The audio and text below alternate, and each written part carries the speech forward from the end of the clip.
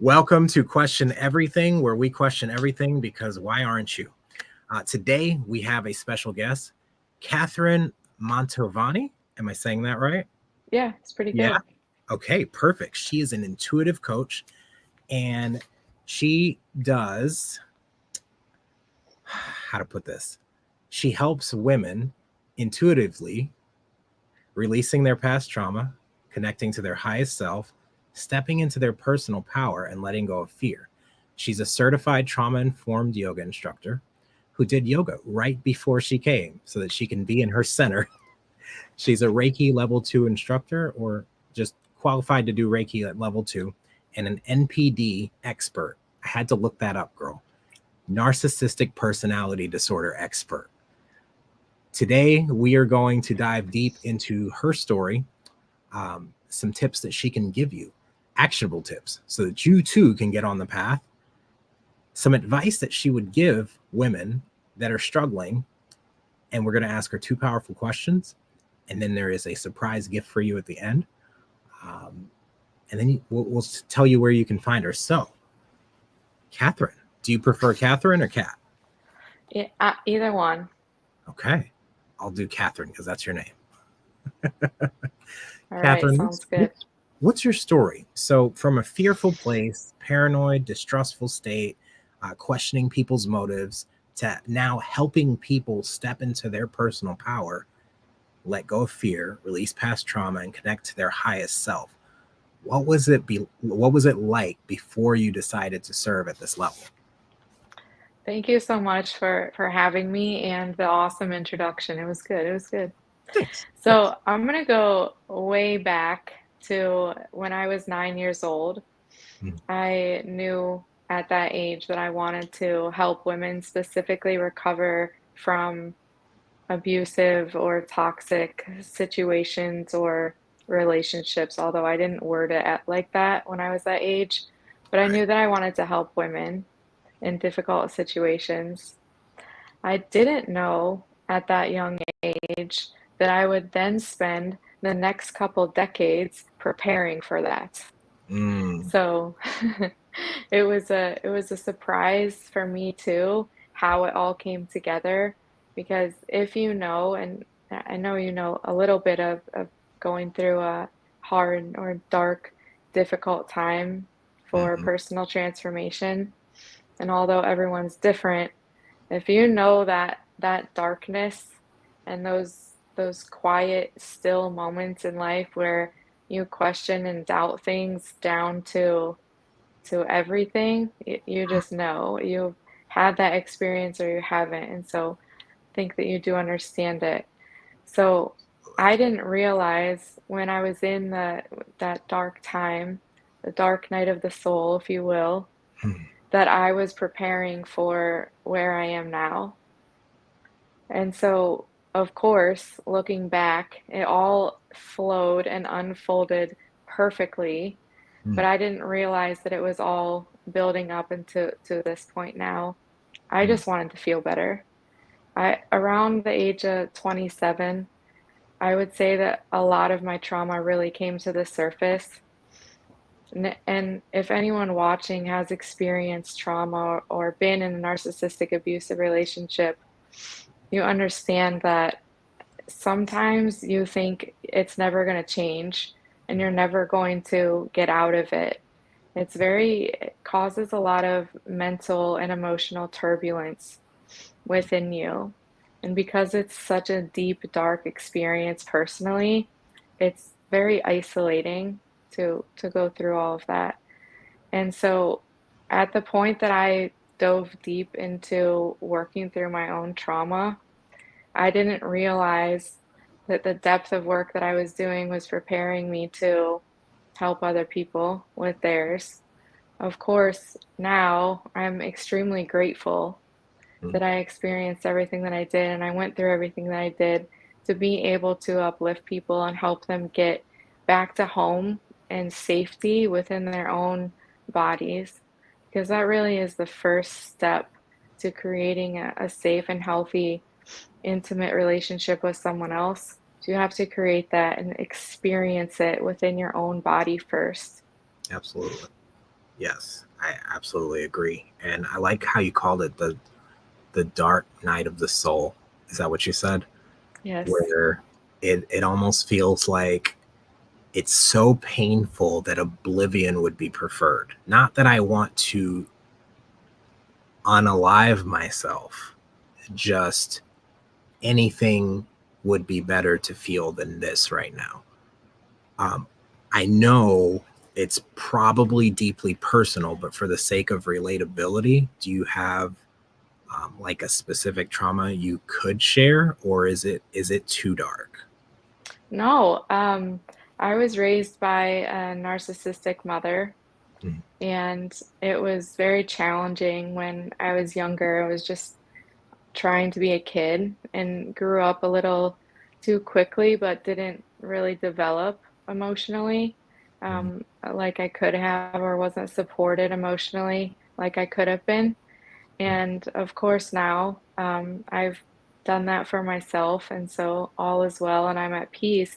But I think in general, something that could help our social structure as it is right now is that learning how to process emotions and be with your emotions and actually feel them and mm. move through them is not something that's really taught.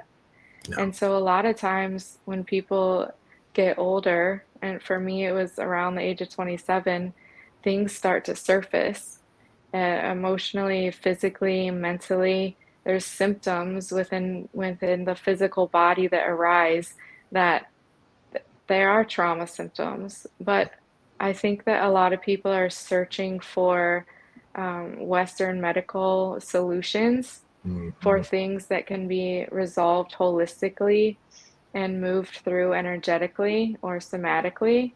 mm, And so that's where a lot of my expertise lies in understanding people's symptomology and how I can help them move through it energetically permanently and not have to keep seeking and seeking and seeking medical attention. And as for me, my personal experience that I will go into because I'm really proud of the outcome of it nice. is that I struggled with one of the deepest trauma symptoms that arose in me was hormonal dysregulation, Mm, which resulted itself in my body as severe PMDD symptoms. mm, So for years, actually decades, I was consumed by the symptoms and the symptomology of PMDD. And every month I went into a very dark cycle 10 days before mm. that time of the month, the sensitive time of the month, anyways, Right. in a very dark space in my mind. And I wanted to, what did you call it? Be Unalive. unalive. Yeah, Hmm. I think we're not allowed to say the S word anymore to be politically correct. Okay.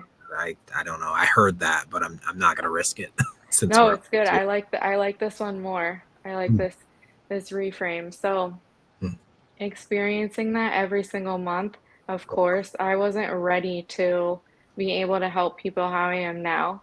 right. Having moved through that and healed that, I barely notice now Mm, what's going on hormonally. I'm just very regulated and at ease, and life is a lot more enjoyable. But for people that are wrapped up in their symptoms and experiencing things on any level that are just endlessly searching for a solution medically, yeah. sometimes there are alternate ways to work through things and relieve yourself, and it's not always going to the doctor. You better preach. So tell us a little tell us a little bit about this. I love how you said there are things that can be worked through holistically, energetically, and somatically.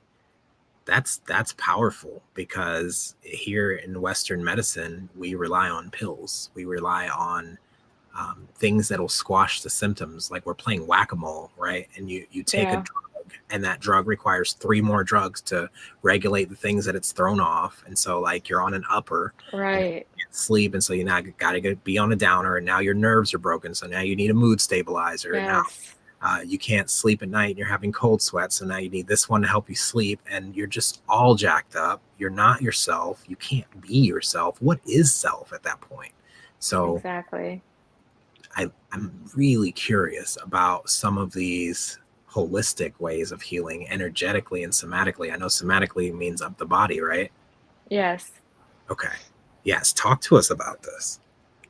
So through my training in yoga specifically, it was my first introduction to somatic healing.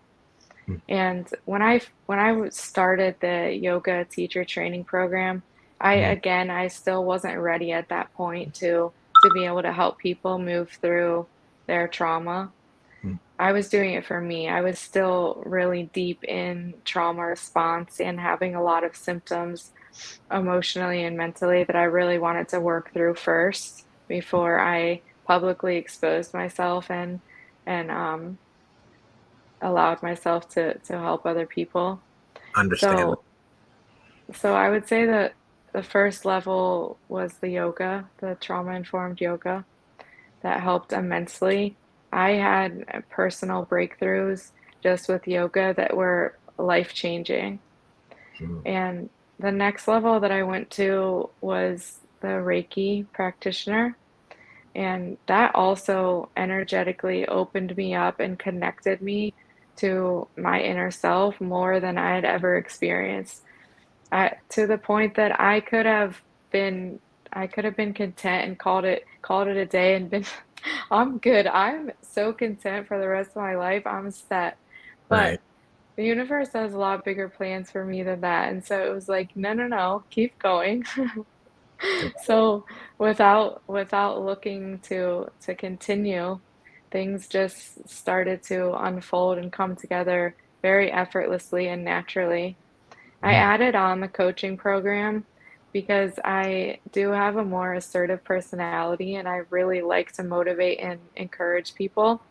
mm, So I think that the coaching along with the yoga, which yoga is gentle and soothing and comforting, and a coach is more assertive. And so my personality fits both very well. mm. So I really enjoy both, and that's why I incorporate yoga into my coaching program. Ooh, that sounds fabulous, actually.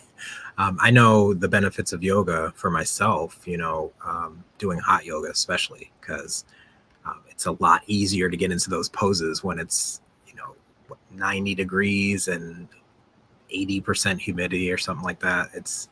It seems miserable at first, but it makes Texas heat feel like springtime in Washington. you know, um, I so Reiki, for those that are watching that don't know what that is, um, I've experienced this. I have a friend that was a Reiki practitioner, and she moved her hands over my body. Now I'm laying down on my back, but I can feel as she moves her hands over me. Like there's literally healing and blood flowing and heat all happening on me. Yes. And I was just like, what is going on right now? Like she's making me cry. She's making me feel like a release, like I'm getting a full deep tissue massage, and she's not even touching me.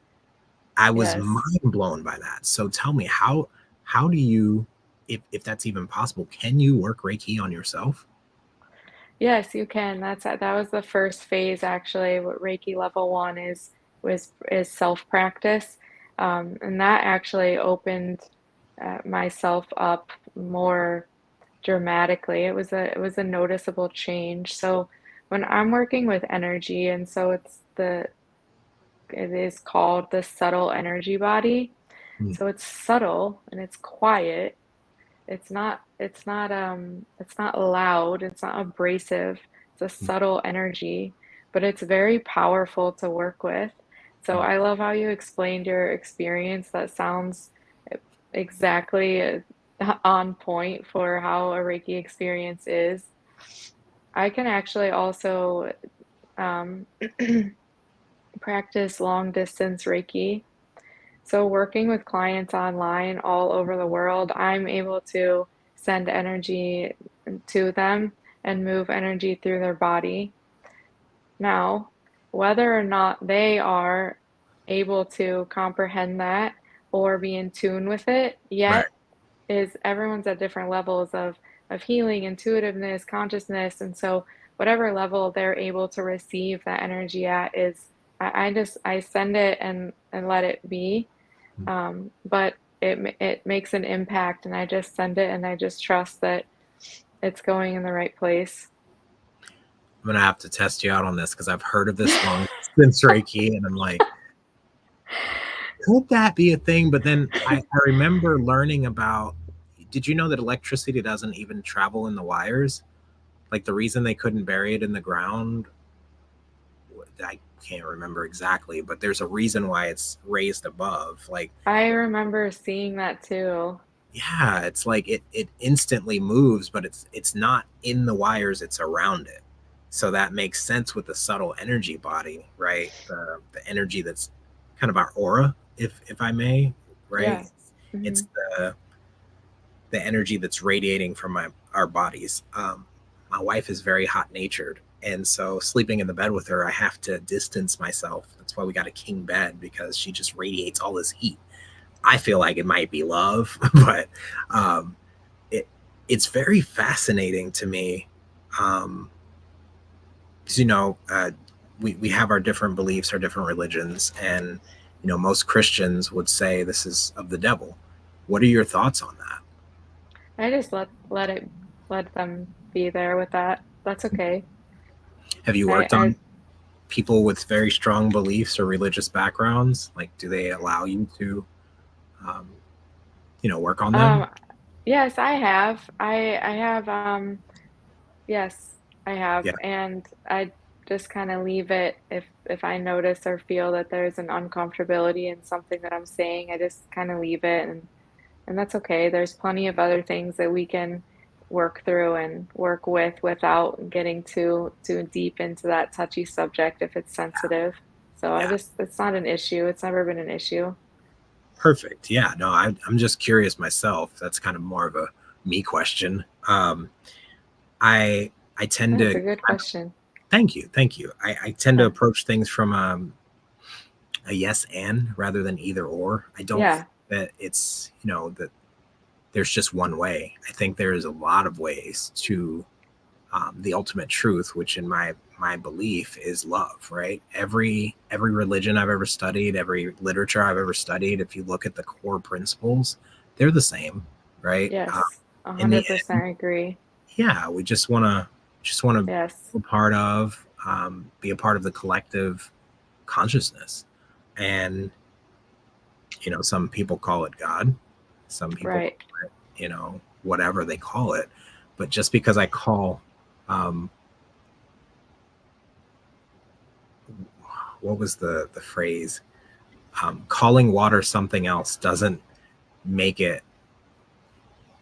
Water's not wet because we call it water, or I can't remember the saying. There's a saying that you know because we call something doesn't make it any less of what it already is, Yeah. basically, is the thing. So I love actionable tips, things that people can actually apply. And I'm of the belief system that we should prove we can help people by actually helping them. And I know you have a lot to give because I've seen your page. I see how many followers you have. I see the work that you're doing, the content that you're putting out there. And I'm just curious, what are 3 tips? Actually, before we go to the 3 tips, I've got these questions out of order. I think it would be more imperative to give a word of advice for the women that are in the middle of that confusion, that 9-year-old mindset of, I should have left earlier, right? I saw a reel of yours earlier where I wish I would have left earlier. Like, talk to us about, like, what advice would you give them to, like, leave, get help? What are you going to give those women that are in that place right now? Yeah, thank you for that question. When we're in that fear state of mind, we have to remember that stress causes our brain to only have tunnel vision. So I always explain it to clients like this. And when you're living in a very chaotic and stressful environment, and you're only able to see what's directly in front of you, which is usually that fear, Mm. stress, chaos, trauma, abuse, and that's all your brain can see. But when you leave that environment, these blinders open up. And over time, you can start to see that the world is actually much more broad than what you've been limiting yourself to in that abusive, toxic relationship or environment. And so, one of the most powerful things is removing yourself from the situation or having the abuser specifically leave the environment permanently to be able to create safety within yourself and within your home first. But that's that's the first step. The first step is leaving or having the abuser leave. And the thing that I think oftentimes isn't really confronted after that is that, say, for example, I'm working with someone right now specifically that just came to my mind, and she's amazing, courageous woman, and just had got her boyfriend that was living with her for 3 years to leave, and he was very abusive, and she's pregnant too. She's just so inspiring to me, and so she right now is going through very intense emotions that are coming up. Of course, they're complicated because of the pregnancy as well, but I'm helping her to be able to be still with them and feel them and process them and understand that when through time over the next couple of months when her nervous system starts to regulate through some different breath work and somatic exercises that we're going to do together, her nervous system starts to regulate. She could end up thinking that she's, well, she will. She'll feel a lot better when her nervous system calms down a little bit. But I'm not going to say this for her specifically, but I think a lot of times what people do is they believe that the trauma and the chaos and the environment is different, and so they're good now. And then Mm. they go on, and 6 months or a year later, they go and try to get involved in a new relationship, and all of this fear and trauma and triggers come back, and it's Mm. very overwhelming. And so I constantly see posts and content about, "I don't understand, I thought I was ready to date, but all these things are coming to the surface, and I thought I was good." And Mm. so, a lot of times, you have to understand that just leaving the environment or having the abuser leave is really just, I call it like phase one. That's phase one. Then Right. nervous system regulation, emotional regulation, then moving to working on yourself, your inner relationship with yourself, and learning how to embody self-love, feeling safe within your own body. That's first, Mm. not after. If you wait until after you're in a new relationship before everything comes up, it just gets a little bit more complicated to handle and manage. I can definitely attest to that. Uh, Getting into the relationship I'm in now, we've been married. Well, she's gonna kill me. 7 years together, 8, or engaged 8, together 9. But it took me a while to heal within the relationship. I did some work outside of it, but Mhm. some things had started coming up as we were, getting a little more serious, and I noticed myself like reverting, because it's not if, it's when we revert to our darkest nights of the soul. Because if you don't address and deal with the things, they'll keep coming up. And I love that you said that. Be still with your emotions, right? I think a lot of people, like, we're so addicted to our phones, social media, escape, fun, entertainment. Every minute of the day is filled with something. Yes. Wayne Dyer said, all of humanity's problems would be solved or all of humanity's problems are caused by man's inability to sit still in a room by himself in silence. And I couldn't agree more. Yeah. I know that the times where I just sit and meditate and sit with myself and allow whatever to happen without judgment, Yes. eventually I'm okay. Today I actually did that. Instead of having a moment with like, speaking the things I don't want and going into a spiral and getting worse, I just shut up and I went for a walk and I sat still for a minute after the walk and I just closed my eyes. I prayed and then I sat in silence and I listened. I don't usually sit and listen after a prayer, right? I don't sit and do nothing. I don't think here in the Western society we allow ourselves enough time to do nothing. And Yeah. I realize how important that is. And then you brought up the triggers dating, like they're gonna come back up, right? Just because we've healed a part of the wound, we got to remember we didn't become like this overnight. So we're not going to heal overnight. Now, one thing you said in one of your reels that I was watching was you wish you would have left sooner. You wish you would have left at 8. You know that we're incredibly adaptable creatures. We are wired for survival, and so you would have figured it out. What about that woman that can't get out or thinks she can't get out? What would you say to her?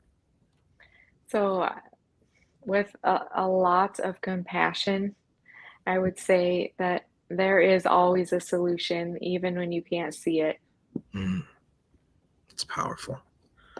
Always a solution, even when you can't see it. What were some of your solutions? Like now looking back, if you would have left at 8, 9 years old, what kind of solutions do you think you would have found?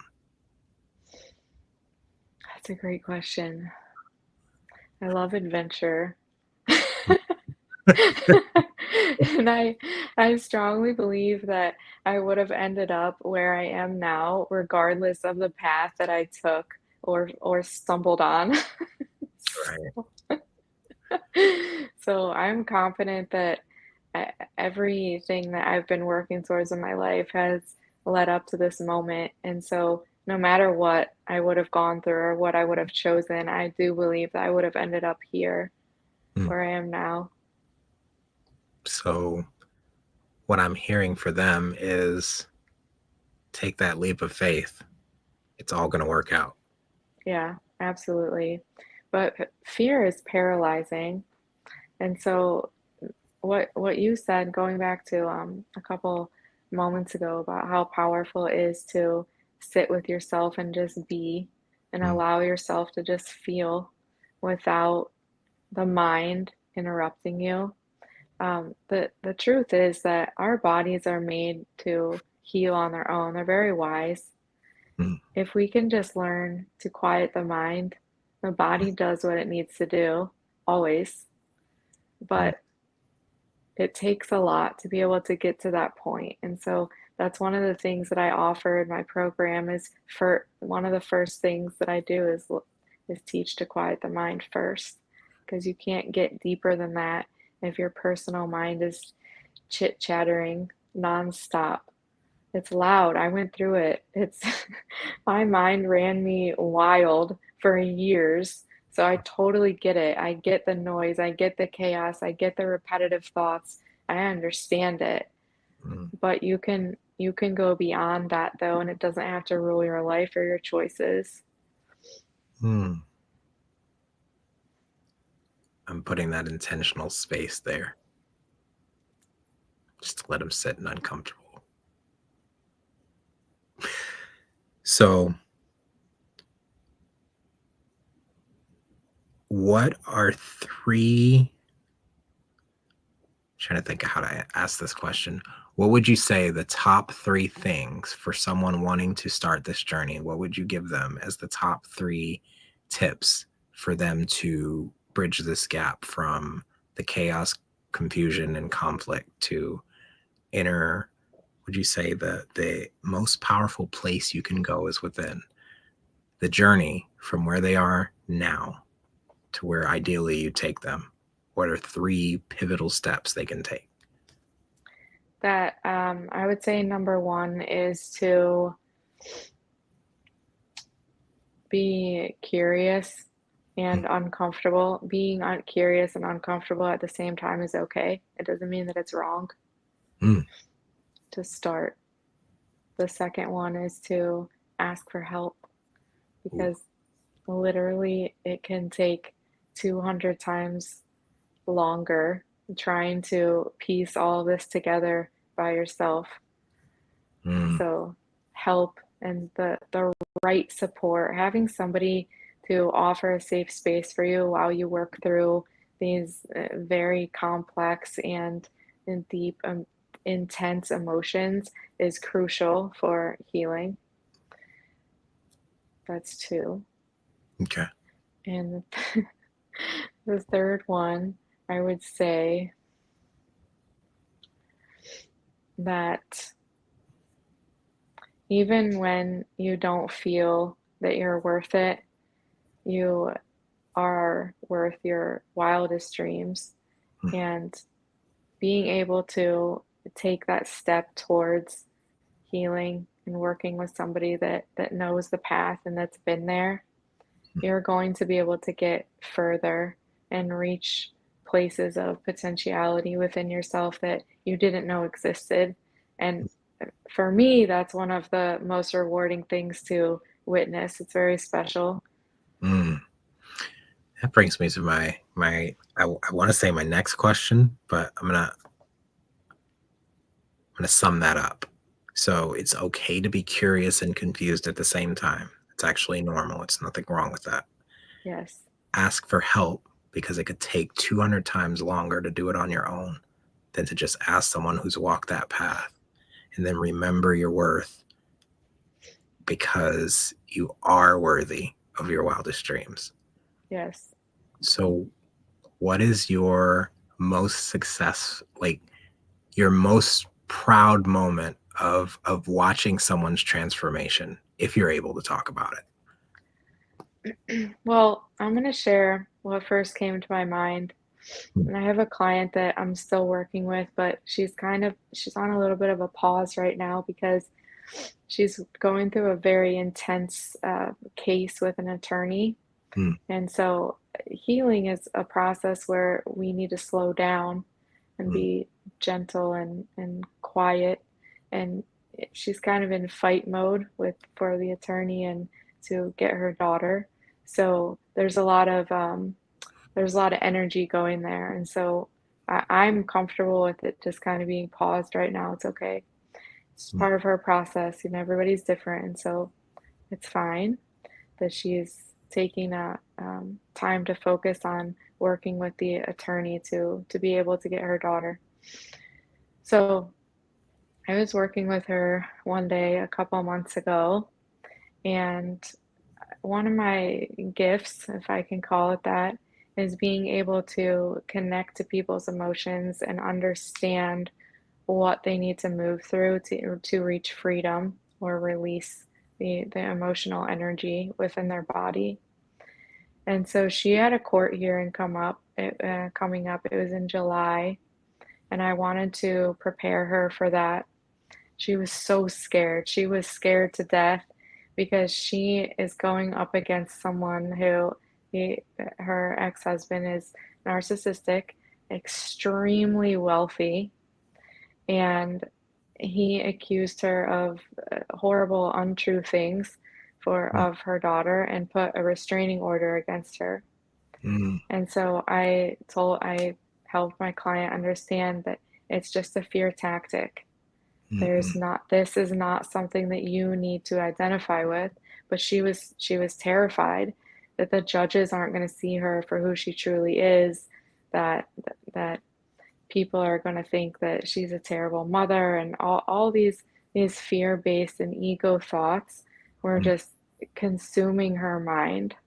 All right. And so I was imagining her standing in the courtroom, and I helped her through a guided visualization meditation, which I also offer 2 to 3 guided meditations through someone's coaching program.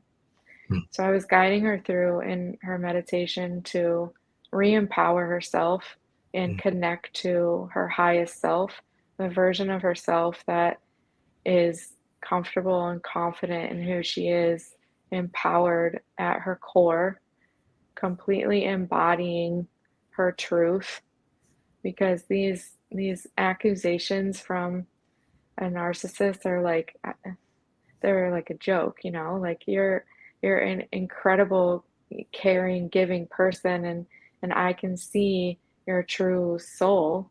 Mm. And so I showed her that, and after the meditation, she sat back up and said, How did you know that?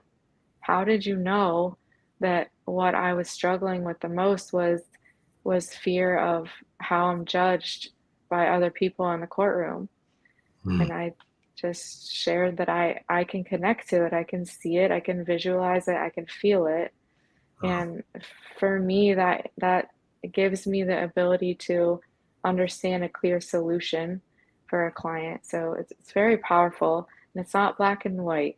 So a right. lot of times, people need to experience certain transformations inwardly to be able to understand the process and different versions of themselves that are a little hidden or blocked maybe by pain.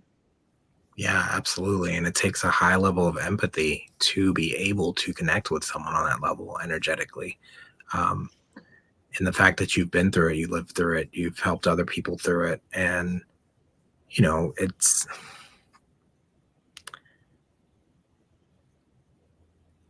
it's a testament to how you serve because, you know, not everyone would think through whatever other people are going through or what other people are feeling.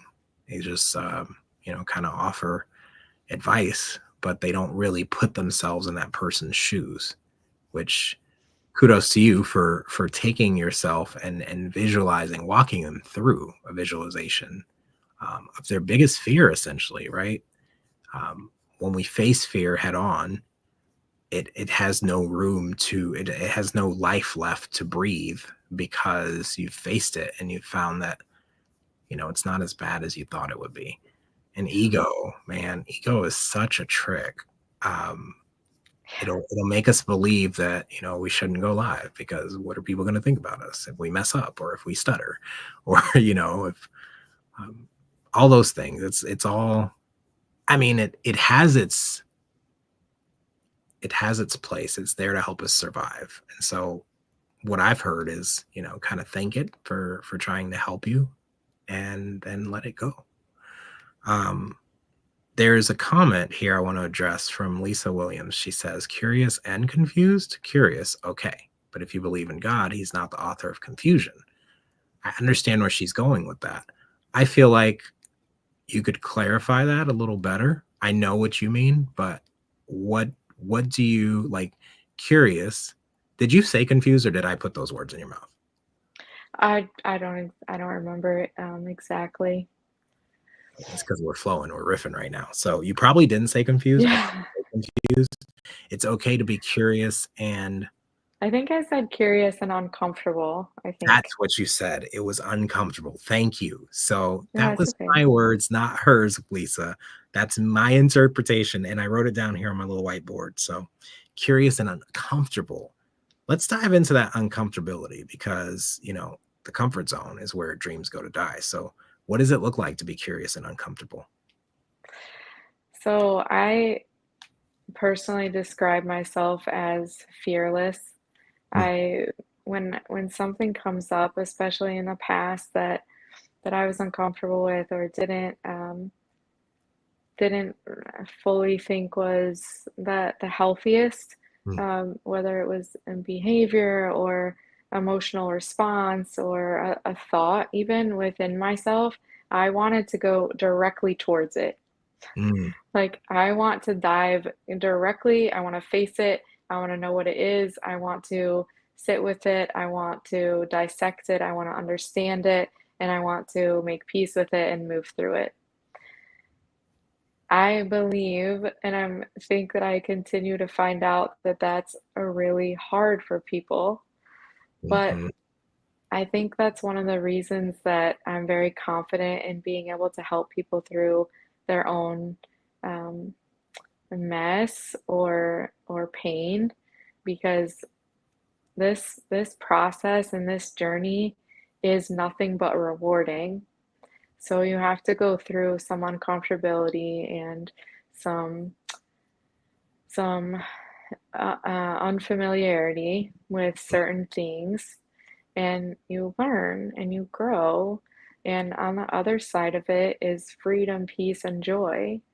And Mm, so being very confident and understanding that, I think it helps people truly be more comfortable with being uncomfortable, because there's a really strong power there. it really is. I was on a summit. Yes, it was called the Bite Size Blasphemy Summit with Sarah Khan a couple weeks ago, and it was a live summit, and she wanted to make it as small as possible, like literally bite size, like 10-minute speeches, 5-minute interludes. Just get to the point. We don't need an hour long, 2 hour long, 3 hour long webinar every day. The thing she said when I asked her, like, how did you think of this? Like, what are you feeling just running this webinar with 6 people live? And she said, I'm doing it scared and unprepared. And I love that. I've Yeah. stuck with me ever since. Like, scared and unprepared. Yeah, I like that too. Essentially, like, that's the so what you said brought me back to my guiding light, which is, I saw this bumper sticker quote back in 2008. It was Eleanor Roosevelt: do one thing every day that scares you. And I'm like, I'm not scared of anything. And then I realized I was afraid to eat in front of people, walk in front of people, be in front of people, talk to people, everything. I was afraid of everything. And so Yeah. I literally pushed myself every day to do one thing that I didn't like, right? That was my excuse, is I don't like that. I'm not that kind of person. No, I'm afraid. And what happened in that process was that quote started to liberate me, because I found that there's nothing, literally nothing, no one, no place, no thing to be afraid of, because I already have everything I need for the journey. Not only that, if anything scares you, you have to face it head on so that nothing stands in your way. That's where the power lies. You said peace, joy, and freedom, right? Peace, freedom, and joy. It's so powerful. So thank you for sharing that, and clearing that up, and showing that I did not, but you didn't say that. I put those words in your mouth, so that's my fault. I'll take the blame. Um, those are mortifying things, right? If you're starting a podcast, or you're just starting, and you make that mistake, like, that could derail you, right? Especially live. But that's one of those things, right? Scared and unprepared. Yeah, Let's show our human. you're So right. the next question that I have, and this is one of the two powerful questions I have for you, and then we'll let people know where they can find you and work with you, and we'll let everyone have their time back in their day. um, if every woman in the world knew this one thing, they would be absolutely unstoppable. What is it? I love that. Thank you. That that true self-love is deeper than the surface level.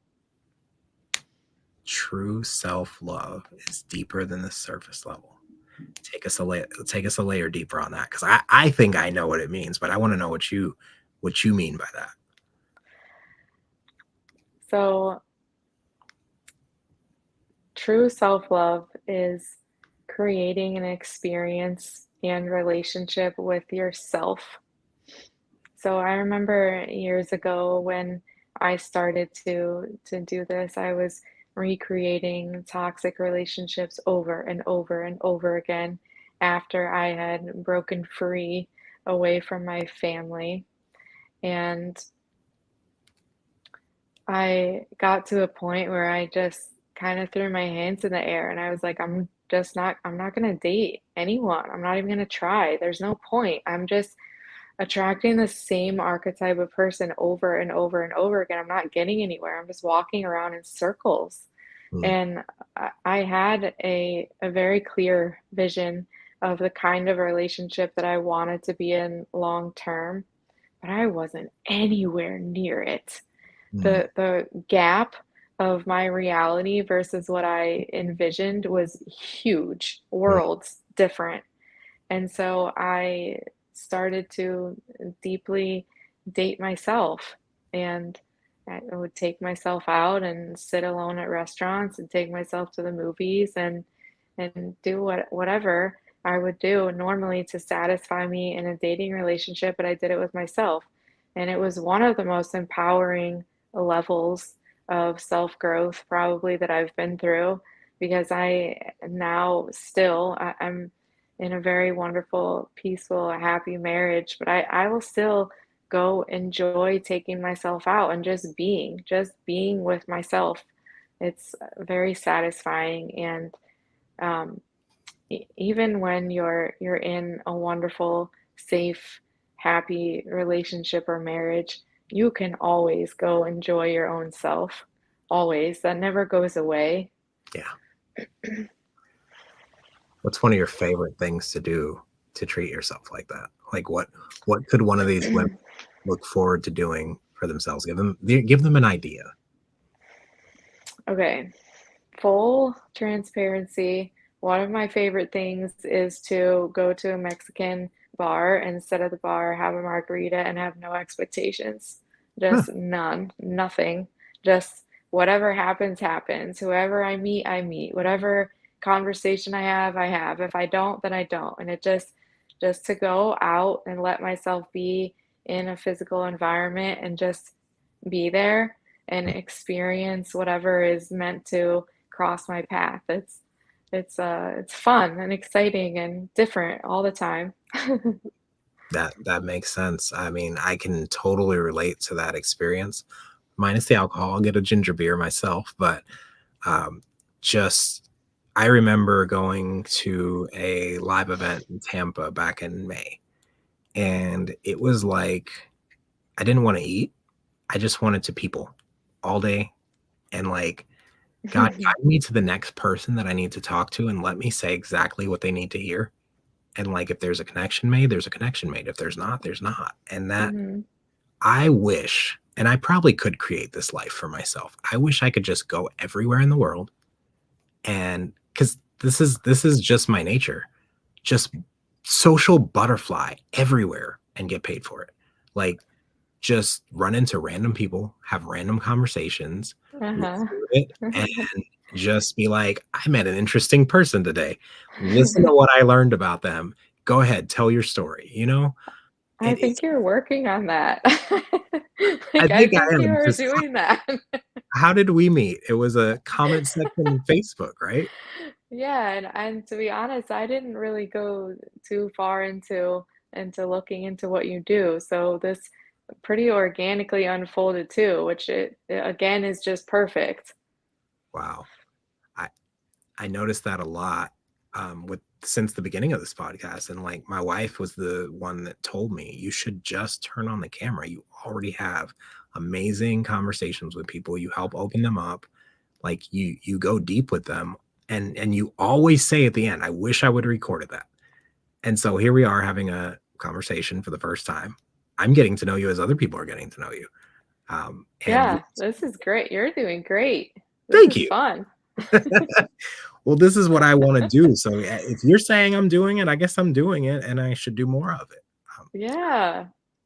I really really resonate with what you said about like just going with the flow and letting whatever happen happen. Like I remember the moment it happened where I realized I was not afraid anymore. I was waiting tables at Macaroni Grill, and I was trying to figure out why can't I get on the stage and perform these rap songs, right? Like why can't I sing in front of people? It doesn't make sense. Like, I know the words, I'm not gonna forget them.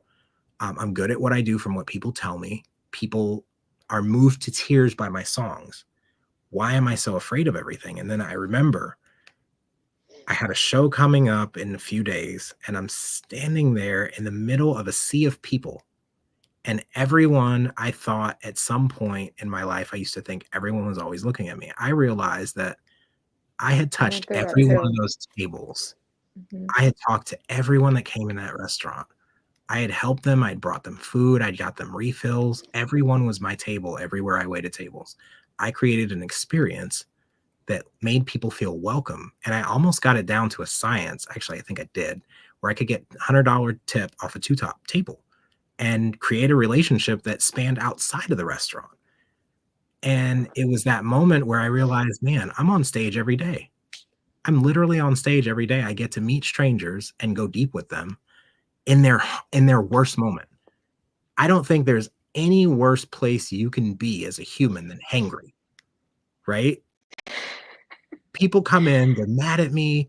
You know, you ask them how they're doing, and they say 2. I'm like, "Is that on a scale of Right, 1?" right. It's like, "No, a table for 2. Okay, I see what you did there." And then they're laughing. And then I sit them down and I'm like, "What can I get you to," or "How's your day going?" And they're like, "Iced tea." I'm like, "Is that a new mood?" You know, like, you have to bring people back into the present moment Yes. because Yes, yes, yes. we're, like you said earlier, we're incredibly, or you said it on your reel, incredibly adaptable creatures wired for survival. And so 95% of what we do is on autopilot. Like, we're not even aware of what's happening or what we're doing. So the last powerful question I have for you, I want you to imagine with me, it's October 22nd, 2029. What does your future self want to say to your present self today?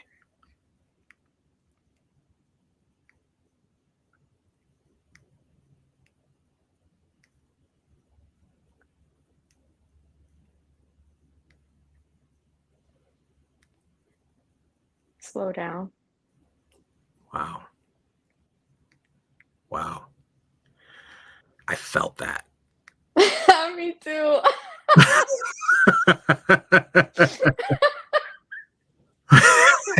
Yeah, it was real. Yeah, it was real.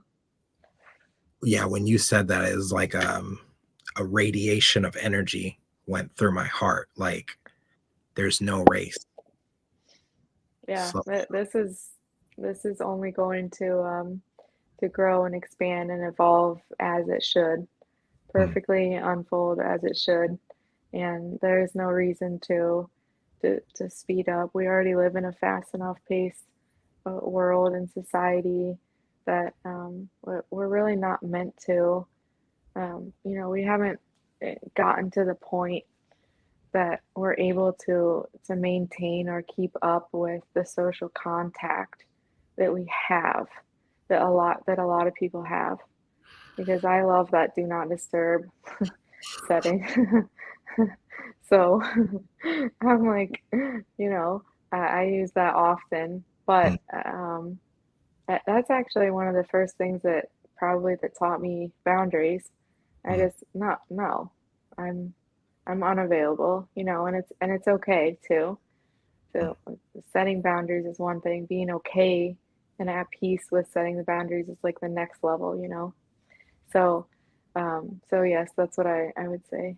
It was real. So Yeah, that was definitely real. And the do not disturb, when I do use it, I feel such a peace and a relief. Um, yeah, because we're not human doings. We're human beings. right. We're meant to be. Yes. And I was on a podcast not too long ago with my friend Catalyst Sam, and he does the Morning Catalyst, and it's just 5-minute podcast. And I'm so jelly. Like, he just asks one question, they answer that question powerfully. At the end of the episode, he previews what's coming next. He talks about a relevant topic to what they're discussing in that one question, and he reminded me of something I said. I said something about, like, we're not here to race. It's no, you know, there's no comparison. There's no, like, sometimes we just need to be. And I paused for a second and I said, just be. Yeah, just be. Yeah. Because what else can you do? Like, if you were to slow down, you would realize that everything that's meant for you is going to come to you as long as you are you, right? Mhm. If I'm playing the comparison game and I'm scrolling on social media and I'm giving myself the dopamine, but I'm also giving myself the depression of comparison because I'm not where they are, or I could have done that ad, or I could have made that product, or I should be further along because my friends are posting every day, or they came up with a post and that was so good. I could have thought of that. And it just like, but if I just did me authentically, genuinely at my pace, and I did what worked for me, I would attract everyone I was meant to attract and repel everyone I don't even want to work with anyway, Yes. right? Um, that's powerful. Thank you. Thank you for dropping that gem. You're gonna watch this in 2029, be like, did I slow down? I know, I'm a double fire sign, so sometimes it's tricky. What's a I feel like I know, but I want you to tell me what's a double fire sign. Sure, yeah, if you have a minute, let's go into this real quick. So when is your Yes. birthday? I am December 1st. I'm a Sagittarius. Okay, okay, cool. So Sagittarius is a fire sign. Mhm, So every sign, I'm sure you know, has their own element mhm, to their sign. So my sun sign is Leo. mm. It's a fire sign. And my moon sign is Aries, which is also fire. And then they threw in the Capricorn as a rising, so I have a little bit of grounding at the end. Wow. Yeah, my daughter's a Capricorn, but I know some Leos that are fiery, and both of my children's mothers were Aries with the same exact birthday, April 14th, and I won't even mention them here out of respect, but those women are powerful and not aware of their power. Let me put it that way. If they would channel it for the right thing, which they are now, Mhm. but at the time when they were younger, if they would have channeled it for the right thing and gone out and served, they would be making ripples in the world right now. Yeah. If they're seeing this, I hope you still do go out and make ripples. Like powerful women. Um, but wow, Aries and Leo with the Capricorn. What how do I find out like what I feel like mine is like Scorpio moon and I don't know what the rising is. I can't remember. I don't keep up with it. Uh, Yeah, a really, really simple way to find out your moon and rising sign is if you know the time of birth. mm, You know what time you were born. I think I was born at like 5 on a Thursday. Okay. If you know, because it matters very precisely. So if you Oh, know exactly what time you were born to the minute, AM or PM, then there's an app. It's called CoStar that cool. actually I have suggests to. CoStar. Okay. So Yeah, I maybe if think you that's where it is. okay. So if you plug that in, your information, you can see under your chart what your sun, moon, and ascending sign are. The ascending is rising. It's literally right there. I'm a Yeah, so what is it? Sagittarius sun, Scorpio moon, Gemini rising. So Okay, awesome. Yeah, that the makes double that makes perfect honors. sense. That makes a lot of sense to me. I like Holy that. cow! Like that's insane. Yeah. That makes so much sense. Huh? I just learned something new today, or rehash something I knew and didn't pay attention to. It's so cool. Thank you so much for that, Catherine.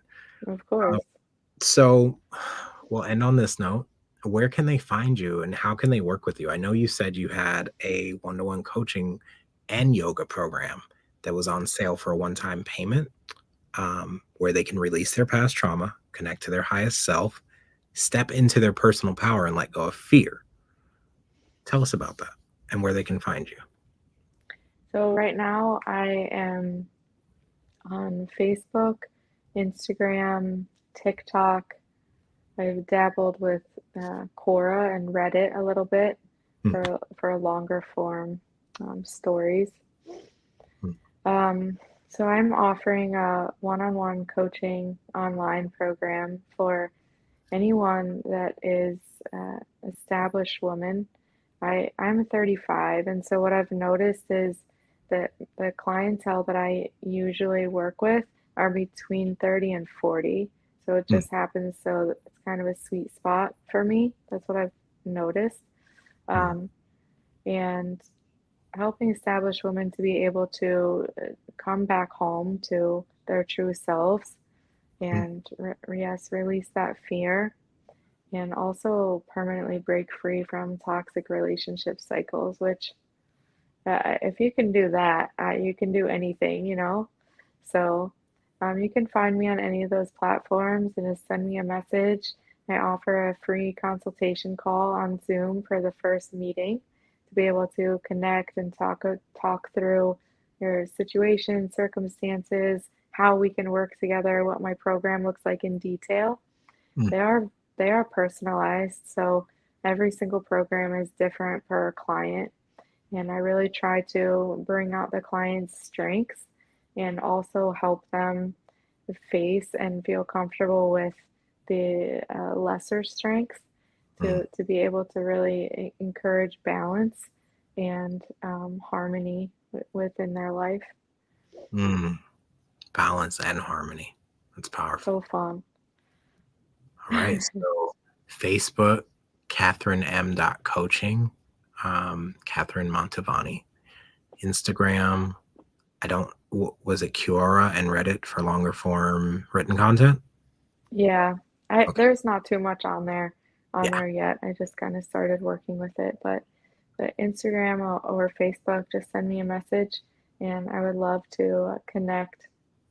Okay. I love that. Thank you so much for this interview today. It was powerful. I have a suggestion for you. It just came to me. I'm a visionary. Have you thought, actually, I'll ask you this way. What would you feel about partnering with a multi-million dollar, no, multi-billion dollar company that would eventually pay you to send you ideal clients? What would you say to that? Um, I'm gonna say yes, even though I don't know anything about it. Right. Well, I'll give you a hint. You're already streaming live on it right now. It's called YouTube. Okay. It is a partnership with a multi-billion dollar company that allows you to entertain your audience and find your audience. And when you can entertain and educate and provide value for those people, YouTube will see that and start giving you more of those people and pushing your content out for you without having to charge you. They actually pay you for it through AdSense, through, giving you ideal clients that you can make your offers to. And then that's a win-win-win all the way around.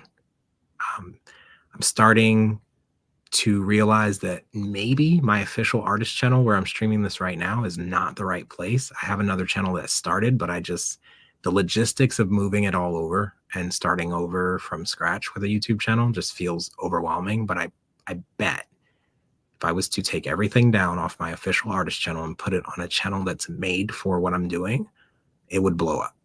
Because right now I'm being pushed as an artist, and there's another artist named G-Wiz from like the early 90s that has a song called Teddy Bear. So a lot of my views come from people thinking that's me from back in the day. Oh my gosh. That's Yeah. funny because I really like that. I like that name. Thank you. It's cool. Yeah. It stands for God's Will Ignites Zeal. And the reminder for me is actually ironic with what you help heal women from, to not be self-absorbed, narcissistic tendencies, right? Greg's will ignores zeal, but God's will ignites zeal. So I when love I'm that. myself, that's when I'm headed for doom. But when I turn when I reverse the whirlpool and think of what's in it for them, I there's love infinite that. possibilities. There's a powerful promise. When I think about what's in it for me, I'm thinking about what they'll think of me. My world gets smaller. I feel powerless. I feel small, and I'm self-absorbed. And it's a constant reminder. It's literally tattooed on me. You can't see my bookshelf, but I've got the symbol everywhere. It's a constant reminder. I've got to be serving if I want to be better. Yeah. So yeah, thank you for that. Thank you for this interview.